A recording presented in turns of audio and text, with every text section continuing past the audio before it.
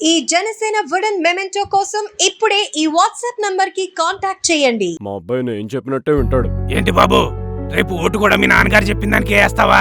లేదంకల్, నాకు నచ్చిన వాళ్ళకే వేస్తాను, సిబిఎన్ గారికి. అదేంటి, మీ నాన్న ఏవే పార్టీ కదా? ముందుసారి మా నాన్నగారు ఒకరికి ఒక్క ఛాన్స్ ఇచ్చారు.